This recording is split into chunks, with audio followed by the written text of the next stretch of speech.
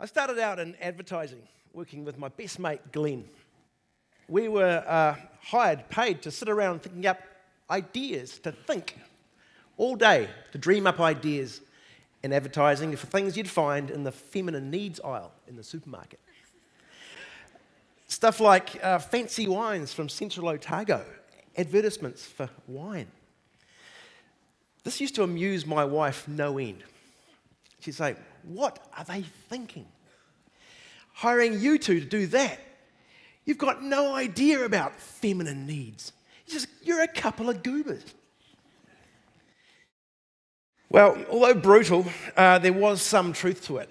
We knew nothing about wine, we didn't even drink it. And in fact, I was most comfortable in the garage with my old 1960 Chrysler Imperial, fixing up motorcycles and tinkering, making inventions. But this GOOBER brothers name kind of stuck, and I said to Glenn one day, I had an idea.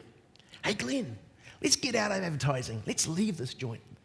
Let's start our own TV show. Be awesome. You and me, the Goobers, the GOOBER brothers, making inventions and stuff." Somehow, I managed to convince Glenn and TVNZ and NZ On Air to commission 3 series of a TV show starring me and Glenn, the GOOBER brothers. It was great. 2 Kiwi backyard inventor goobers making totally useless inventions. Made great television on after school for the kids. Here's kind of how it went down. The goobers inventing things to get stuff done, so you don't have to get off your bum. So sit back and watch this demonstration. Introducing the Toilet-O-matic.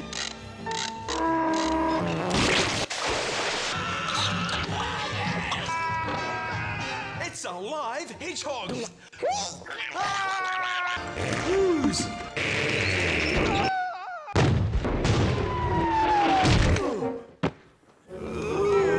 Does the fun ever have to end, Mummy? No, the fun doesn't have to end. Something really amazing happened once this went to air. We received hundreds of invention ideas from kids. Intricate drawings of their own inventions, inspired by us when we'd seeded something.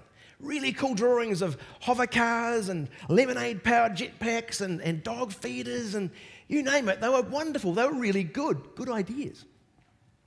So it seemed like the kids were asking us to make a new show that featured them. They were the heroes.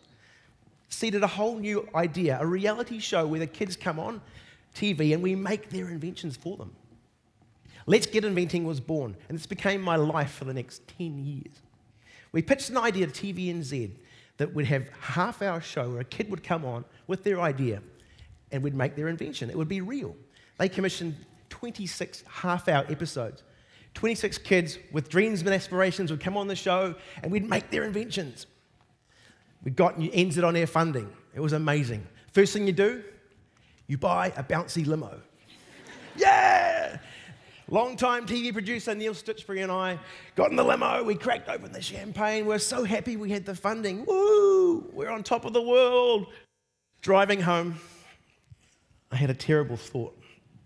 Parking up the limo, I thought, hang on, we haven't really thought this through.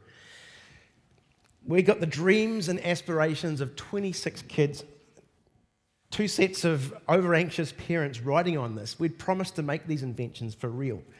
Sure, we'd made props for the GOOBER brothers, toilet-powered cars, but they were props, they were fake.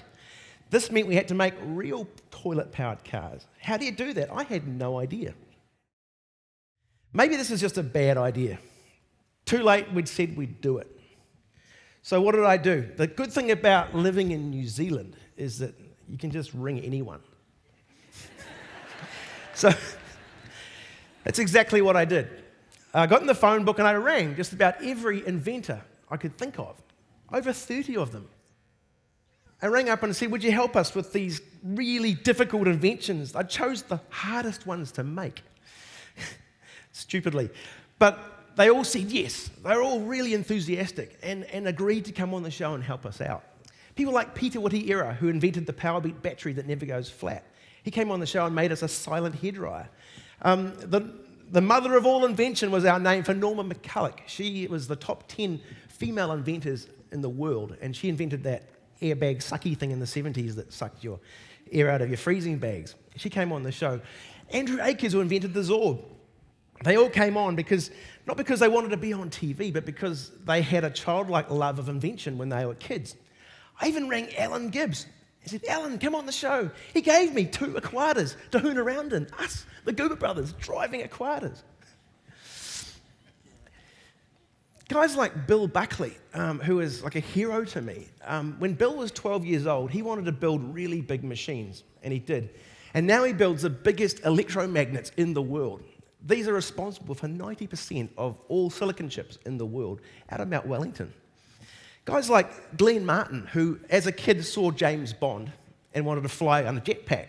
And no one else has done that, but he did, and he's made his own one that is the world's first practical jetpack. You can fill up in the gas station.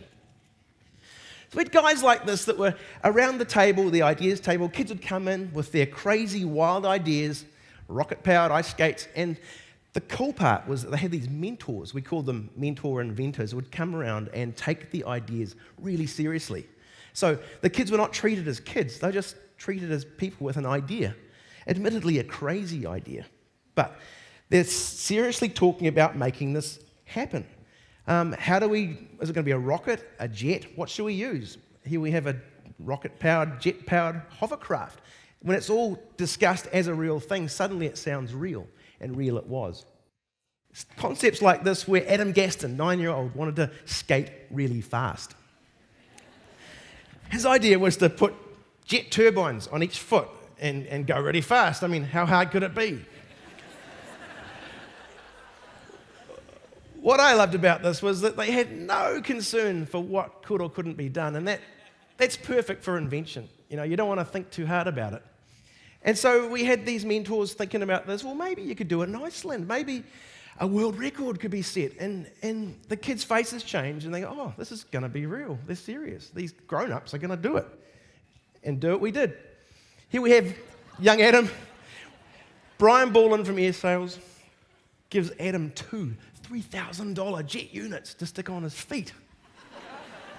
These are 90,000 RPM jet units. The sound is horrendous. Here we are at 1 o'clock in the morning at the ice rink for the test run. Firing up these things is just horrendous. The sound is insane. And the ice is literally melting behind us. And our test pilot there is getting cold feet, literally. And he's about to pull out and going, no, you can't. Luckily, he didn't pull out, and we achieved the world's first lap of jet power on ice.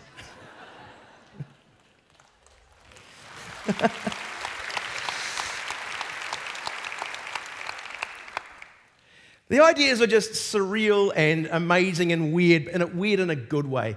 I love watching how these kids thought and how they were inspired. Then the ideas just got madder and madder.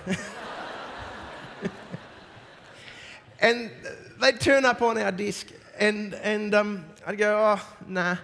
Okay, let's do it. Why not? Alessandra Wilson wanted to have a rat-powered bike. She had 2 pet rats that went out around the wheels, and she said, well, why wouldn't you have a bike powering me along with these rats? So we got her on the show and nutted it out, and the cool thing was actually working out, how do you do this? What's the mechanics behind it? It turned out we needed 18 rats and a bigger wheel and a whole rat training team, Mark Vetty, to train 18 rats over 8 weeks to run up a pipe for ham and then make this big wheel go around. And it worked. We did it. It was amazing. What a cool experience for a 9-year-old to see her idea happen. And here she is, sure enough, arriving at school under rat power.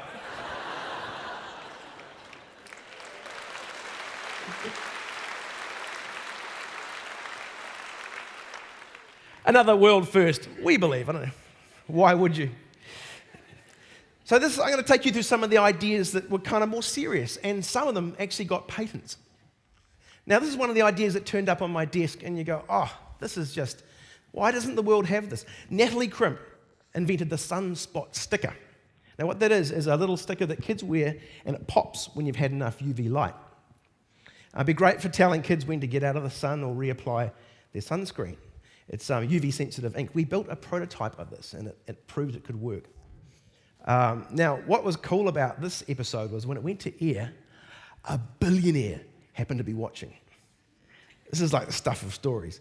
JULIAN was watching the show, and he rang Natalie that week and said, "What are you doing next weekend?" She goes, "Oh, nothing." He flies her up to North Carolina in his personal Gulfstream jet because he liked her idea on the show, and shows her the Duke University and gives her a 3-year scholarship to study engineering and develop her invention. Awesome stuff.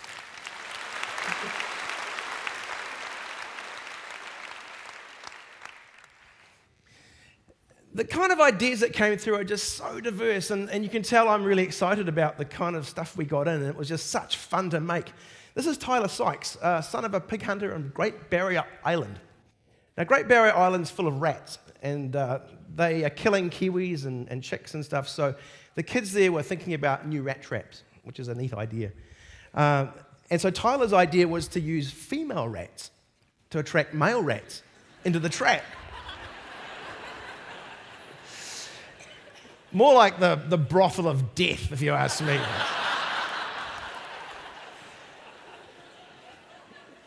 Anyway, it was called the eco-friendly rat trap, which wasn't really that friendly because the unsuspecting male rats would hoon up this pipe for their date and go and meet the girl rats and get zapped by 30,000 volts of power. And then the pipe would tip down and spit them out and then reset itself automatically for the next one. It's solar powered, so it's good for the environment and no poison. It was actually a really neat idea, and we set it up on the island and filmed it over a day and caught 3 rats. And Doc were there and they approved it and they said, "Oh yeah, it's good." And Tyler ended up getting a patent for this, and he now owns the idea, which is super cool. One of the youngest inventors on the show was Ryan.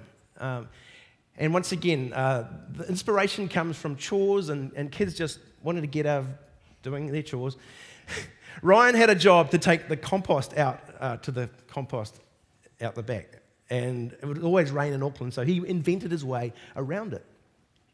His idea was to take the waste from the incinerator and put it into a big drum that turns over 3 weeks, powered by the downpipe water going down the pipe. And after 3 weeks, you get lovely compost out the other end. It was a neat idea, and we built a prototype with Massey University, and the thing worked. And then through AJ Park, he got a patent. But the cool thing was, they discovered he was the youngest ever inventor in New Zealand with a patent. And it made really good TV and front page national news.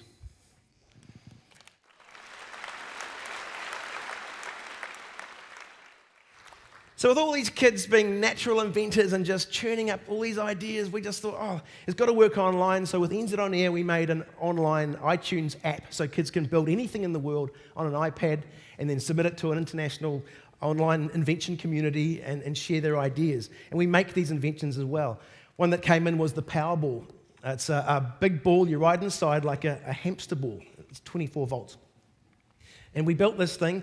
Cameron Connor, 12 years old, he got on it, and you lean from side to side, and you can steer, go on land and water. And we tested this thing out, and he got a patent as well for that. So we're getting lots and lots of patents for these kids. It's so cool. AJ Park every year would look at the ideas and assess them, and before we went to air, they would tell us which ones could get patents so that we could notify the kids and give them a patent. 11 patents in all, and every year they'd give $10,000 to give away. We even had both Prime Ministers, Helen Clark and John Key, on the show to give the prize away. From this, we've done 3 exhibitions and in museums around the country, and out of that, I've done invention workshops teaching kids how to invent, and they are natural inventors. Their imaginations are wild, and they inspire me so much. Not one kid in those workshops has failed and not come up with an idea.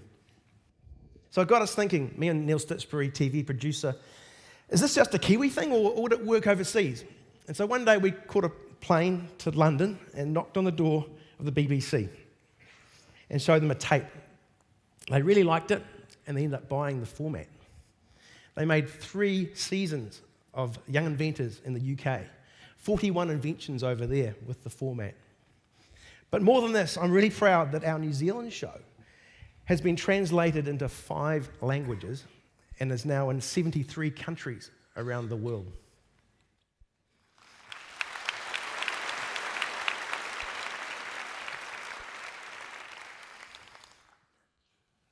So, come a long way from that goober in the cubicle office at the agency trying to get out of having to write ideas for underarm deodorant ads. It's been a long haul, it's been a roller coaster, 1,000 ideas a year I go through, and I've built 100 inventions with 100 kids and 100 sets of parents. And I've learnt one thing, I can tell you. Ideas mean nothing. They are worthless. None of this would have happened. I wouldn't be standing here if those kids had not got into the shed and had the guts to pick up a welder or a grinder and make their ideas real. This is why I'm so sick of hearing these words from adults. Adult words that use other words for invention, like innovation, creativity, entrepreneurship. I can't even spell that. You know, ideation, incubation, there's all these words. Think tank. What is that? These are all limp, impotent words to me because they mean nothing. They have no risk. With invention, you've done something. There's blood, sweat, and tears to make it happen. Say invention, and you're up there with Edison, Rutherford, John Britton, the heroes. Say it in a sentence. I've got an invention.